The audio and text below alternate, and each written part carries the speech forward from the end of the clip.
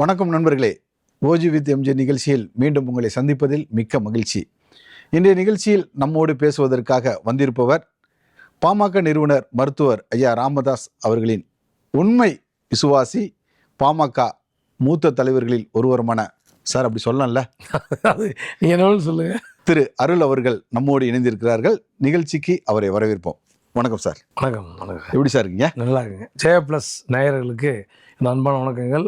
Ganesh sir மூலியமாக எனக்கு வணக்கங்களை அனைவரும் தெரிவித்துள்ளேன். ரொம்ப நன்றி சார். சார், சுற்றி வளைச்சி பேசாமல் ஸ்ட்ரெயிட்டாக கேள்விக்கு வரேன். பாமக நிறுவனர் மருத்துவர் ஐயா ராமதாஸுக்கும் பாமக தலைவர் அன்புமணி ராமதாஸ் அவர்களுக்கும் பிரச்சனை அப்படிங்கிறது பதவி அப்படிங்கிற ஒரு புள்ளியா, சரஸ்வதி அறக்கட்டளைங்கிறது ஒரு புள்ளியா? இது ரெண்டு புள்ளியுமே இல்லை, வேற புள்ளி. அதை உங்ககிட்ட நான் பகிர்ந்துக்க முடியாது. அந்த பிரச்சனைக்கு ரெண்டு புள்ளியுமே இல்லை. ரெண்டு புள்ளி இல்லைன்னா ஒரு புள்ளியில் ஒரு பிரச்சனை ஆரம்பிச்சிருக்கும்ல. ஏன் ரெண்டு புள்ளி தான் போட முடியுமா? மூணாவது புள்ளி இருக்காது, அந்த மூணாவது புள்ளி, நாலாவது புள்ளி இருக்காதா, அஞ்சாவது புள்ளி இருக்காதா? எத்தனை புள்ளி இருக்கட்டும், அந்த புள்ளி என்ன? அதை என்னுடைய நண்பர் கணேசன் அவர்கள் தனிப்பட்ட முறையில் கேளுங்க, நான் சொல்கிறேன், எல்லாம் சொல்கிறேன். கேமராக்கு முன்னாடி வேண்டாங்கிறேன். மருத்துவர் ஐயா கூட ரெண்டு பேரும் பிரியும் போது மருத்துவர் ஐயா கூட இருந்தீங்க. மருத்துவர் ஐயா இப்போ மகன் கூட சேர்ந்துட்டார். இது முன்னாடியே நீங்கள் யோசித்துருக்கலாம். என்ன இருந்தாலும் தந்தை மகன், அடித்தாலும் பிடிச்சாலும் அப்பா புள்ள, அப்படி ரெண்டு பேரும் ஒன்று சேரும்போது நம்ம அரசியல் எதிர்காலம் கேள்விக்குறி ஆகும் அப்படின்னு திரு அருள் அவர்கள் நினச்சிருக்காரா? நான் என்ன உங்கள்கிட்ட சொல்கிறேன்னா, கட்சி ஆரம்பித்த பொழுதுலேருந்து, அதாவது 89 இன்று வரையிலே 37 ஆண்டுகள் மருத்துவர் ஐயா அவர்களோடு பயணித்து வருகிறேன். இப்போ எப்படின்னா, ஐயா சொன்னார், ஏம்பா அன்புமணி வராருப்பா, அவர் கூட நீ தமிழ்நாடு முழுக்க சுற்றுப்பயணம் பார்ப்பான்னு சொன்னார். நான் அந்த அடிப்படையில் போனேன். அவரோடு ஒட்டி உறவாடணும், அவர் கூட தான் இருந்தோம். எனக்கு அவருக்கு எந்த விதமான ஒரு மனமாட்சியும், ஒரு சின்ன சங்கடம், சலசலப்பு, வருத்தங்கள் வந்ததே இல்லை. யாருக்கு? எனக்கும், உங்களுக்கு சரி, அன்புமணிக்கும், அண்ணன் அன்புமணி அவர்களுக்கும் வந்தே இல்லை. அவர் சொன்னதை செஞ்சுக்கிட்டு இருந்தேன். தமிழ்நாடு முழுக்க அவர் சென்ற அனைத்து கிராமங்களுக்கும் என்னுடைய கார் முன்னாடி போகும், அவர் நடுவில் வருவார். அதுக்கு பின்னாடி அறிவிச்சலன்னு சொல்லிட்டு மறைந்தவன் என் நண்பர் இறந்துட்டார். நாங்கள் 3 பேர் தான் போவோம். அங்கே போய் ஐயாவின் அன்பு மகன் வருகிறார், மருத்துவர் சின்னையா வருகிறார்னு சொல்லி ஊர் ஊராக கத்தினவன் இந்த அருள். இப்போ எப்படின்னா, அப்படி இருக்கும் பொழுது கடந்த ஆண்டு 1.5 வருஷத்துக்கு முன்னாடி இவங்களுக்குள்ள ஒரு மன வருத்தம் வருது. மன வருத்தம் வரும் பொழுது அன்றைக்கு கூட நான் மீண்டும் சொல்கிறது என்னன்னா, மருத்துவர் ஐயா புதுச்சேரியில் நடந்த பொதுக்கூட மைக்கு தூக்கி போடுறாரு. அதுக்கு பக்கத்தில் பாருங்கள், நீங்கள் அந்த பழைய வீடியோ கிளிப்பிங் பாருங்கள். ஐயா அன்புமணி, அவருக்கு அடுத்தது வடிவேல் ராவணன் பொதுச்செயலாளர், அதுக்கு அடுத்து நான் உட்காந்துருப்போம். இப்படி தான் நாங்கள் உட்காந்துருந்தோம். இப்போ இந்த சூழ்நிலையில் அவங்களுக்குள்ள ஒரு வருத்தம் நடக்கும்போது கூட நான் அன்புமணி அவர்கள் தான் கூட்டிக்கிட்டு காரில் ஏறி அவரோட வெளியில் போகிறேன். நான் வெளியில் போயிட்டேன். யார் கூட? அன்புமணி அவர்களோட போயிட்டேன். போன பின்னாடி ஏன்னா ஒரு 6 மணி இருக்கும். ஐயாவுடைய உதவியாளர் அப்போ நம்ம அன்பழகன் தலைமைச் செயலாளர், அவர் தான் ஃபோன் பண்ணி ஐயாட்ட கொடுக்குறாரு. கொடுத்து, ஏம்பா டிவியில் பார்க்குறேன், உன்ன மாதிரியே ஒருத்தர் அன்புமணி கூட போகிறாங்க, நீயா இருக்க மாட்ட, எனக்கு தெரியும், நீ இல்லை தானேன்னாரு. எனக்கு அப்படியே உயிர் போகிற மாதிரி இருந்துச்சு. ஐயா நான் தான் அண்ணன். ஐயா நான் இங்கே தான் பக்கத்தில் ஒரு கோவிலில் தான் இருக்கிறேன், நீ பிரதோஷம் பக்கத்தில் ஒரு ஈஸ்வரன் கோவில், அது ரொம்ப பிடிச்சமான கோவில், இந்த கோவிலில் தான் இருக்கிறேன், தைலாபுரம் தான் இருக்கிறேன் அப்படின்னு உடனே வா, நான் போகிறேன். என்ன ஓன்னு அழுகுறாரு, கட்டி பிடிச்சி ஓன்னு அழுகுறாரு. இவ்வளோ பெரிய தலைவர் அழுததை பார்த்துட்டு எனக்கு அப்படியே உடம்புலாம் வெளுத்து போயிடுச்சு.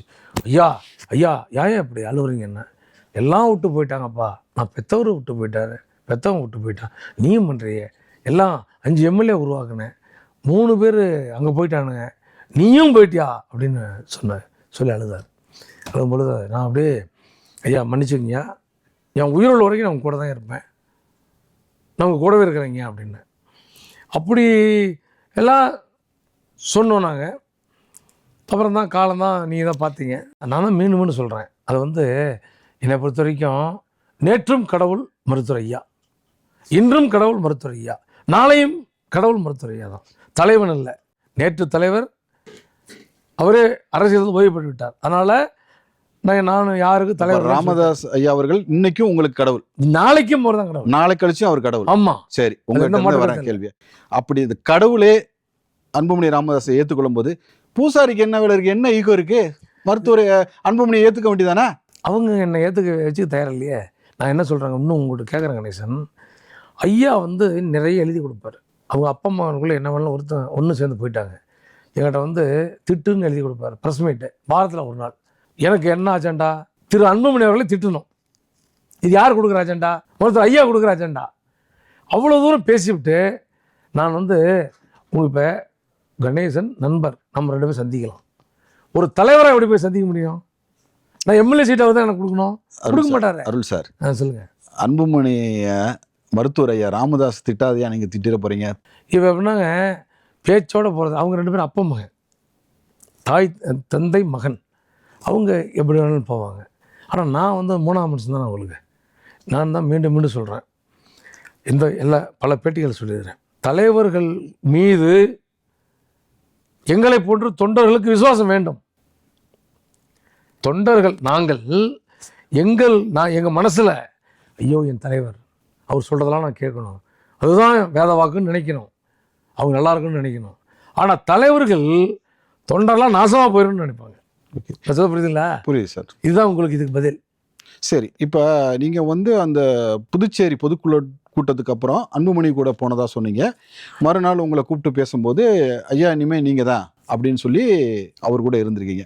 ஆனால் அந்த நேரத்தில் பாமக நிர்வாகிகளும் சரி, பாமக தொண்டர்களும் சரி, 90% ஏன் 99% கூட நம்ம சொல்லலாம், எல்லாருமே மருத்துவர் அன்புமணி கூட தான் இருக்காங்க. நீங்கள் ராமதாஸ் கூட ஸ்டாண்ட் எடுக்கிறதுக்கான காரணம் என்ன? அதான் நீங்கள் விசுவாசம் தான். நான் சின்ன வயசுலேருந்து என்ன இந்த நாட்டுக்கும் மக்களுக்கும் அடையாளம் காட்டிய தலைவர் மருத்துவர் ஐயா அவர்கள். என்னுடைய வாழ்க்கை எதை நோக்கி போனாலும் பரவாயில்ல, நம்ம உருவாக்கிய தலைவர் மருத்துவர் ஐயா அவர்கள். அவர்களோடு அதாவது எப்படின்னாங்க, அவ்வளோ பெரிய தலைவருடைய கண்ணீர் வந்து என்னை கட்டி போட்டுருச்சு. ஐயாவுடைய கண்ணீர் என்னை கட்டி போட்டுருச்சு. எதிர்காலம் நிகழ்காலம் அதெல்லாம் பார்த்துக்கலாம். நம்முடைய உழைப்புக்கும் நம்முடைய விசுவாசத்துக்கும் ஒரு பிளாட்ஃபார்ம் கிடைக்குங்கிறதுனால தான் ஐயா மேலே விசுவாசத்தை காட்டுறது தான் விசுவாசம்னு சொன்னோன்னு தான் எனக்கு இந்த கேள்வி வருது. அருள்னாலே விசுவாசம், விசுவாசனால அருள். பாமக தொண்டர்கள் அருள் அப்படி தான் அழைப்பாங்க. அப்படியாப்பட்ட அருளுக்கு துரோகம் இழைக்கப்பட்டிருக்கே. நான் இதை துரோகமாக பார்க்குறதா சொல்கிறது புரியுதுல? துரோகமாக பார்க்குறதா, என் எதிர்காலத்துக்கான இறைவன் காட்டிய வழியாக பார்க்குறதான்னு காலம் முடிவு செய்யும். அந்த காலம் எப்போ வரும்? நான் சொன்னேன் ஆடி போய் வரும்னு. ஆடி போன ஆவணி. அப்போ அருளோட வண்டி பாண்டிச்சேரி நோக்கி பயணிக்குமா இல்லை பனையூர் நோக்கி பயணிக்குமா? தமிழ்நாட்டில் தான் பயணிக்கும், எந்த மாற்றம் இல்லை. தமிழ்நாட்டுக்குள்ளே பயணிக்கும். அப்போ பனையூர்னு எடுத்துக்கலாமா? அது சொல்ல தேவை. தமிழ்நாட்டு தாங்க. இப்போ பாண்டிச்சேரிக்கு ஒரு உதாரணத்துக்கு நான் சொல்கிறேன், நீங்கள் கேட்குறது வேறு அர்த்தத்தில் கேட்குறீங்க. ஐயா என்ஆர் அவர்கள் நான் சந்தித்த மனசை வச்சு கேட்குறீங்க. சரி, என்ஆர் ஐயாவே போய் சந்தித்து பேசினாலும் கூட நான் பாண்டிச்சேரியிலே அரசியல் பண்ண போகிறேன். என்ஆர் காங்கிரஸின் தமிழக தலைவரா அருள அப்படிலாம் வரப்போறாங்க? அப்படிலாம் இல்லைங்க. நான் என்ன சொல்கிறேன், அதை இன்னும் நாங்கள் முடிவு செய்யவில்லை. காலம்தான் முடிவு செய்யும். காலம்தான் முடிவு செய்யும். எப்படின்னா, என்ஆர் காங்கிரஸில் சேரனா, வேறு கட்சியில் சேரனாங்கிறது. ஆனால் தலைவனை தேட வேண்டிய கட்டாயத்தில் நானும் பாட்டாளி மக்களுக்கு இருக்கிற பாதிக்கு மேற்பட்டவர்களும் இருக்கிறோம். இன்றைக்கி நடந்து முடிந்த பொதுக்குழு, பாட்டாளி பொதுக்குழுன்னா உங்களுக்கு தெரியுமில்ல, எப்படி இருக்கும் ஆரவாரம்? எப்படி ஆரவாரம் இருக்கும்? எவ்வளோ கூட்டம் இருக்கும்? எங்கே போச்சு அந்த ஆரவாரம்? அந்த அந்த ஒரு ஒரு ஒரு மாப்புன்னு சொல்லுவாங்கள்ல, எங்கே போச்சு? காலத்தில் நீங்கள் பார்க்க போகிறீங்க. இப்போ எனக்கு இன்னும் கொஞ்சம் டைம் கொடுங்க, இன்னும் நிறைய பேசணும் விட்டலாம். அதே நீங்கள் பேசலாம்னு சொல்கிறீங்க.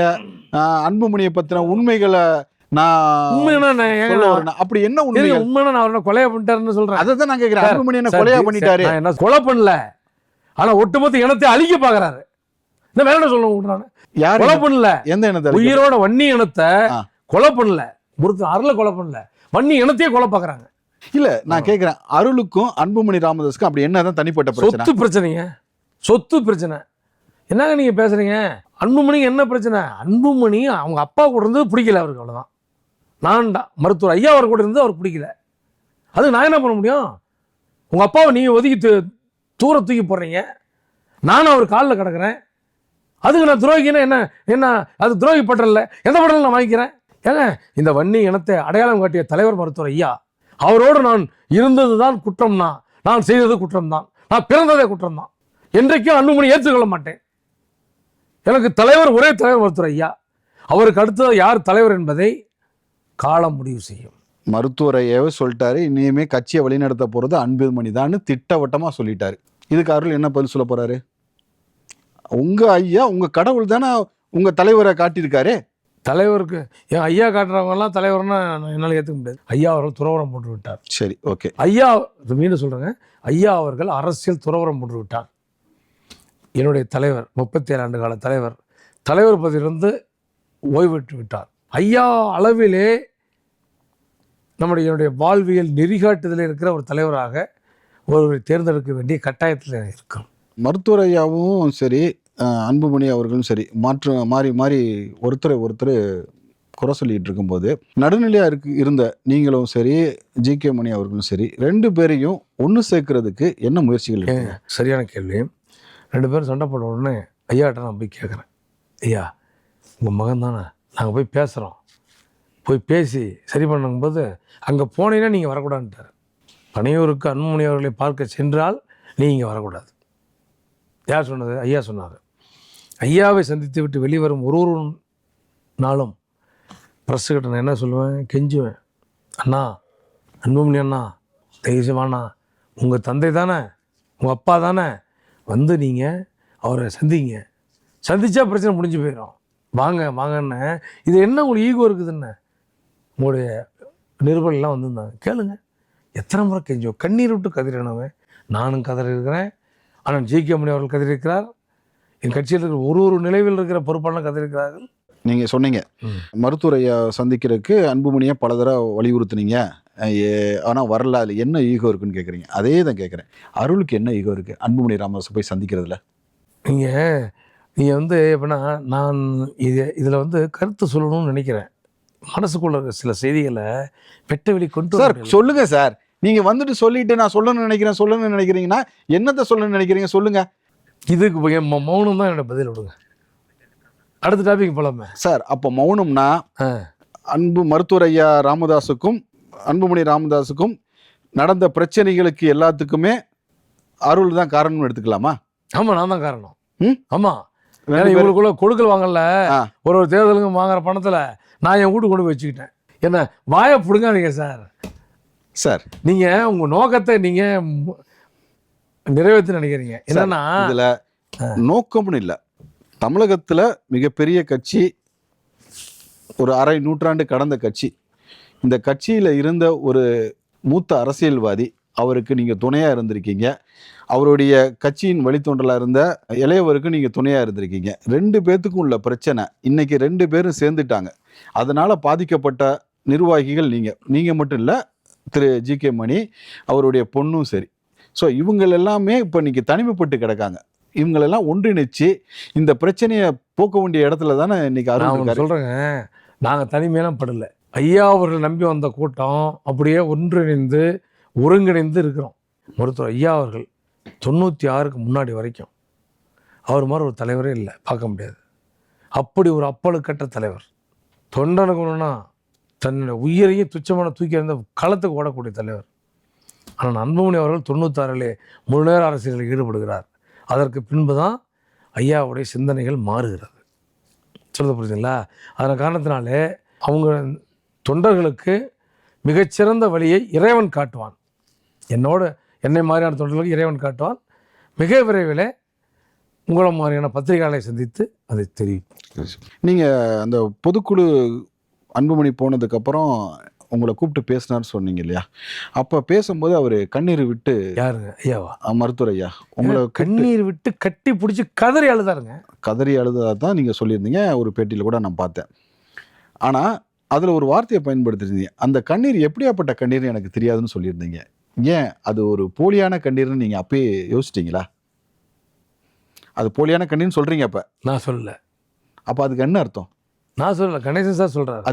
அது எப்படியாப்பட்ட கண்ணீர் எனக்கு தெரியும். இதே அவர்கள் சொல்லியிருக்காரு. நான் அதுக்குள்ளே நான் போக முடியல. இன்னைக்கு 2 பேரும் கட்டி பிடிச்சி கண்ணீர் சிந்தி தான் சேர்ந்துருக்காங்களே. அன்னைக்கு நடந்த நிகழ்வு இன்னைக்கும் நடந்த நிகழ்வையும் நீங்கள் ஒன்றா எடுத்துக்கலாமே. இப்போ எனக்கு 88 வயசு ஆகி போச்சுப்பா அப்படிங்கிறாரு. உங்கள் மகனோடு நீங்கள் சண்டை போடும்போது 1.5 வருஷத்துக்கு முன்னாடி உங்களுக்கு 58 இருந்துச்சு. நினச்சி பாருங்க, இந்த சண்டை மட்டும் போடாமல் இருந்தா இனி என்ன நிலைமை எங்கள் கட்சிக்கு, பாட்டாளி கட்சிக்கு? பாட்டாளி கட்சி இன்றைக்கு 30 சீட்டு நின்றுப்போம். எடப்பாடி கிட்ட 30 சீட்டு வாங்கியிருப்போம், பிஜேபி கிட்ட சேர்ந்து 30 சீட்டு வாங்கியிருப்போம், 15 சீட் ஜெயிச்சிருப்போம். இந்த தேர்தலில் இவங்க 2 பேரும் மட்டும் அப்பனும் மகனும் ஒன்றாக இருந்திருந்தால் நிச்சயமாக இந்த கவர்மெண்ட்டில் துணை முதலமைச்சராக நாங்கள் இருந்திருப்போம். சரி, இப்போ நீங்கள் எல்லாருமே மருத்துவர் ஐயாவை நம்பி இருந்தவங்க. இவர் வந்து அப்பாவும் பையனும் ஒன்று சேரும்போது உங்களையெல்லாம் கட்சியில் இணைக்கிறதுக்கு அன்புமணி அவர்கள்கிட்ட மருத்துவர் ராமதாஸ் ஐயா எதுவும் பேச்சுவார்த்தை நடத்தினாரா இல்லையா? நடத்துகிற மாதிரி தெரியல. நீங்கள் கேட்டிங்களா? கேட்டோம். என்ன சொன்னாங்க? என்னால் முடியலப்பா, நான் வந்து கட்சி ஒப்படைக்கிறேன். கட்சி ஒப்படைக்கிறேன்னு சொல்லல, என்னால் முடியலப்பா, அதனால் நான் ஓய்வு எடுத்துக்கிறேன் அப்படின்னு சொன்னார். சரிங்கன்ட்டோம், சந்தோஷம் கேட்டோம். அப்போ உங்களை நம்பி வந்த எங்களுடைய எதிர்காலம் என்னென்னு நீங்கள் கேட்டிருக்கணும் இல்லையா? அது அவர் மனசாட்சி அவர் உறுத்துன்னு நினைக்கிறேன். சில பேர் கேட்டாங்களாம். சில பேர் இல்லை, அருள் கேட்டாரா? நானும் கேட்டேன். என்ன சொன்னாங்க? கேட்டேன், நீ வந்து அன்புமணி கூட போனீங்கன்னா உனக்கு எதிர்காலம் இருக்காது, நீ வேற வழி தேடிக்கன்னு சொன்னார். பாமகல இருந்து தானே எம்எல்ஏ ஆயிருக்கீங்க, பாமகல தானே சார் உங்க 17 வயசுல இருந்து பயணிச்சிருக்கீங்க. அப்புறம் எப்படி சார் நீங்க பாமகல தொடர்ந்து அவங்க எதிர்காலம் இருக்குன்னு சொல்ல முடியும்? அப்படி அவர் ஐயா சொன்னார். எங்கள் ஐயா சொன்னார், அன்புமணி பற்றி உனக்கு தெரியும்பா, அவரோடு உன்னால் பயணிக்க முடியாது, உன்னை வந்து எந்த பதவியும் தர மாட்டார், ஏன்னா நீ நான் சொன்னதெல்லாம் நீ செஞ்ச, அதை மனசில் வச்சுக்கிட்டே உன்னை பழி வாங்குவார், அதனால் நீ வந்து இந்த கருத்துக்கு தான் முதல்ல சொல்கிறேன், ஐயாவை என்ன சொன்னதுக்கா சார் இப்படிலாம் சொல்லிட்டு மகன் கூட அவர் சேர்ந்துட்டார் இல்லையா? அப்போ மருத்துவரையா மேலே உங்களுக்கு கோபமே வரலையா? எப்படிங்க கோபம் வரும்? ஏங்க அவ்வளோ நல்லவரா சார் அருள்?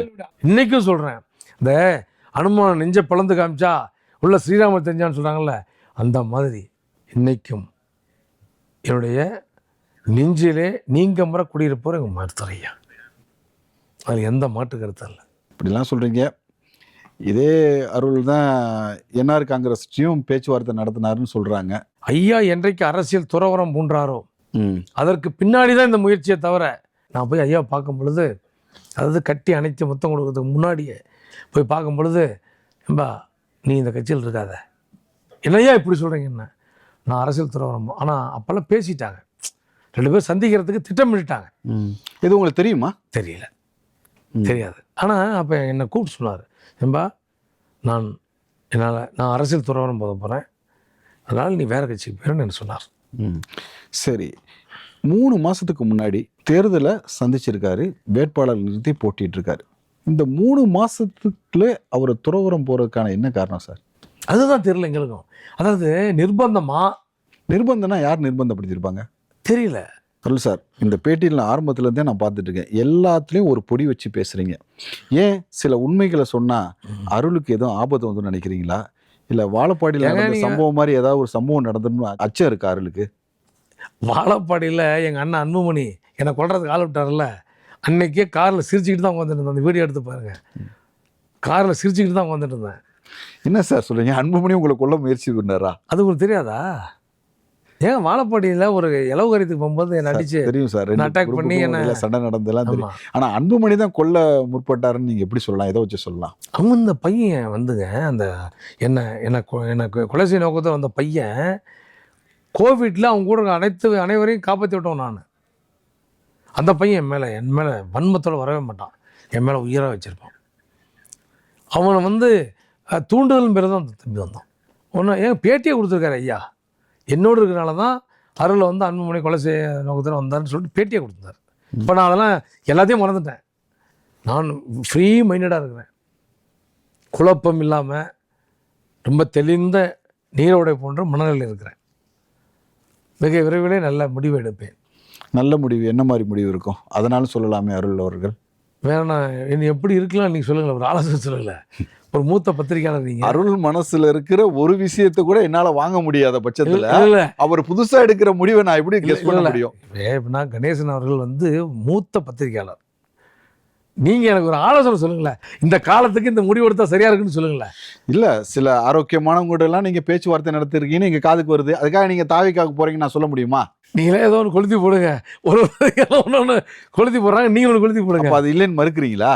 தலைவரை தேடிக்கொண்டு ஆய்வு செய்து கொண்டிருக்கிறோம். சரி, இதுக்குனாலும் அருள் வந்து மனம் திறந்து உண்மையை சொல்லுவார்னு நினைக்கிறேன். கடைசியாக மருத்துவர் ராமதாஸ் ஐயாவை எப்போ பார்த்தீங்க, என்ன சொன்னார் உங்ககிட்ட? கடைசியாக ஐயாவும் அண்ணன் அன்புமணி அவர்களும் சந்திப்பதற்கு ஒரு 10 நாள் இருக்கும். மாலை நேரம் எல்லாம் இருந்தாங்க. நான் எப்போ போனாலும் வந்து கூட இருக்கிற அவருடைய உதவியாளர்லாம் கொஞ்சம் தூரமாக போயிடுவாங்க. அப்போ தான் மனம் திறந்து ஒரு 3/4 மணி நேரம் பேசிகிட்டு இருந்தோம்.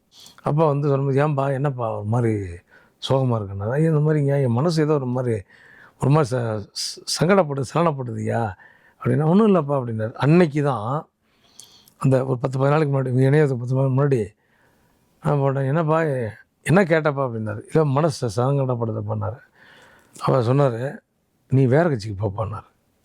நான் ஏதாவது கோவப்பட்டு பேசுகிறாருன்னு சொல்லிவிட்டு ஐயா அப்படின்னு பதட்டமாக கேட்டேன். இல்லைப்பா நான் யோசிச்சு தான் சொல்கிறேன், நீ இங்கே இருக்காத, எனக்கும் வயசாகி போச்சு, எனக்கும் அரசியலில் இந்த துறவரம் பண்ணுறோன்னு சொன்னார்ல, அந்த சப்ஜெக்ட் அன்றைக்கி தான் சப்ஜெக்ட் சொன்னேன். நான் காலத்தொட்டு கும்பிட்டேன், ஐயான்னு கண்ணீர் விட்டேன். இங்கே வாங்கினார், பக்கத்தில் போனோடனே தோலை அப்படியே எப்படி தட்டினார், ஒரு 3 தடவை தட்டினார். நான் அப்படியே கும்பிடுனேன். உச்சகட்டமாக எனக்கு அப்படியே வெம்மியா அப்படியே ஒரு மாதிரி ஆவேசத்தில் வெம்பி அழுதேன். என் மூஞ்சை பார்த்தாரு, ஐயா போய்ட்டுருக்கான்னு. அதுதான் அப்படியே கடைசி. 17 வயசுலேருந்து 37 வருஷம் முடிச்சிட்டேன். 37 வருஷம் முடிச்சிட்டிங்க ஐயா கூட. வெளியில் வரும்போது உங்களோட வேதனை எதையுமேவா சொல்லாமல் நீங்கள் வந்திருப்பீங்க? ஒரு கோபம் இல்லையா உங்களுக்கு? அந்த துரோகத்தின் வெளிப்பாடு இல்லையா? இல்லை அப்போ வந்து அவங்க காட்டின அப்போ வந்து அவங்க சேருவாங்கன்னு மீண்டும் ஐயா ஒரு முடிவு எடுப்பார், சொல்லிட்டாரோ தவிர நம்மளோட பேசுவார்னு நினச்சிட்டு இருந்தோம். அடுத்து அவர் எதுவும் கூப்பிட்டு உங்களோட பேசல. இப்போ எப்படி இருக்கு மனநிலை? என் மனநிலை மிகப்பெரிய ஒரு 15-10 நாள் தூங்க முடியல, சாப்பிட முடியல.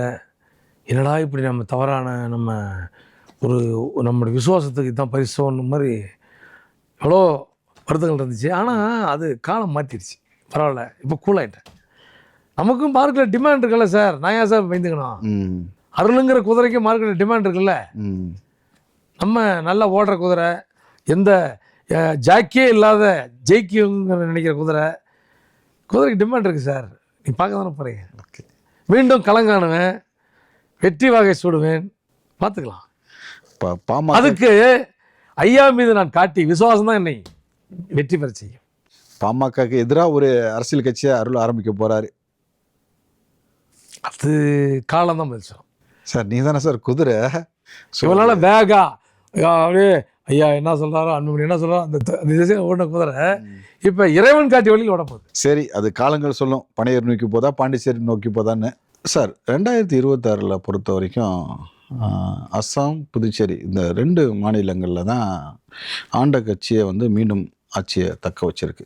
அப்போனா ரங்கசாமியோடைய என்ஆர் காங்கிரஸ் ஆட்சி நல்ல சிறப்பாக செயல்பட்டுருக்குன்னு எடுத்துக்கலாமா?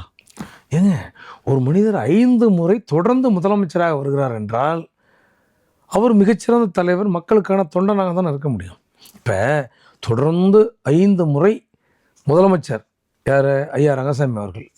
அவரை வந்து அந்த மக்கள் என்ன சொல்ற, மக்கள் நம்மளே இப்போ பார்க்குறோம். காமராஜர் எப்படி இருப்பார்? ரொம்ப எளிமையாக இருப்பார். அந்த எளிமை இவ்விடத்தில் பார்க்குறோம். அதே மாதிரி ஒரு ஈஸி அப்ரோச்சபிள், யார் வேணாலும் எப்போ வேணாலும் போய் பார்க்கலாம். எந்த வேலையும் முடிஞ்ச வேலையை உடனே செஞ்சு கொடுப்பாரு. அப்படிங்கிறத உங்களமான மக்கள் எல்லாம் சொல்லுகிறார்கள். அதனால தான் அவரை மீண்டும் முதலமைச்சராக மக்கள் தேர்வு செய்தார்கள். ஆக அவர் ஒரு சிறந்த தலைவர், சிறந்த மனிதர், நல்ல ஒரு முதலமைச்சர் என்பதில் மாற்று கருத்து இருக்க முடியாதானே. இப்போ பாண்டிச்சேரியை தொடர்ந்து அவர் திரு ரங்கசாமி அவர்கள் என்ஆர் காங்கிரஸ் கட்சியை தமிழகத்திலும் விரிவுபடுத்தினால் எப்படி இருக்கும்? அதுக்கான வாய்ப்புகள் இருக்கா? அப்படி ஒரு வேளை கட்சி ஆரம்பித்தால் தமிழ்நாட்டில் அவங்களால ஜொலிக்க முடியுமா? ஏங்க நிச்சயமாக. ஏங்க இப்போ பாண்டிச்சேரி நம்ம தமிழ்நாட்டுடைய ஒரு அங்கம் மாதிரி தானே, தமிழ்நாட்டுடைய ஒரு பார்ட்டு மாதிரி தான். கடலூருக்கு பார்டரு, இந்த பக்கம் திண்டிவனம், இந்த பக்கம் பார்த்திங்கன்னா நம்ம செங்கல்பட்டு, எல்லாமே ஒரு அந்த தமிழ்நாட்டு மக்களுடைய கலாச்சாரமும் பாண்டிச்சேரி மக்களுடைய கலாச்சாரமும் ஒன்று தான். அதனால் நிச்சயமாக அவர் இங்கே கட்சி ஆரம்பித்தார், மிகப்பெரிய அளவில் ஒரு வெற்றி பெறுவார் என்று நம்புகிறோம். திரு ரங்கசாமி அவர்கள் தமிழகத்தில் என்ஆர் காங்கிரஸ் என்ற புதிய கட்சியை ஆரம்பித்தால் தமிழகத்தின் முகமாக திரு அருள் அவர்கள் இருப்பார்களா? அதை எதிர்பார்க்கலாமா? நான் தான் மீண்டும் சொல்கிறேங்க, இறைவனும் இயற்கையும் தான் அதை முடிவு செய்வார்கள். அவரும் ஒரு ஆன்மீகவாதி. ஐயா அவர் என்ஆர் ஐயா அவரை பார்த்து அவர் மிகப்பெரிய ஆன்மீகவாதி. அவர் வாழும் சித்தர். என்னென்னா அப்பா பைத்திய சுவாமிகளுடைய முதன்மை சிஷியன். அவர் ஒரு சித்தராக இருக்கிறார். நானும் இறைவனை முழு நேரமும் வழிபடக்கூடியவன். அந்த காரணத்தினால காலம்தான் பதில் சொல்லும். காலம் பதில் சொல்லும். விரைவில் நீங்கள் அதுக்கு பார்ப்பீங்க. நல்லதே நடக்கட்டும் சார். நன்றி. உங்களுடைய நேரத்தை செலவழித்து எங்களுடைய பல்வேறு கேள்விகளுக்கு பதில் சொன்ன உங்களுக்கு மிக்க நன்றி சார். மகிழ்ச்சி. நன்றி நண்பர்களை மீண்டும் ஒரு நிகழ்ச்சியில் சந்திக்கிறேன். நன்றி, வணக்கம்.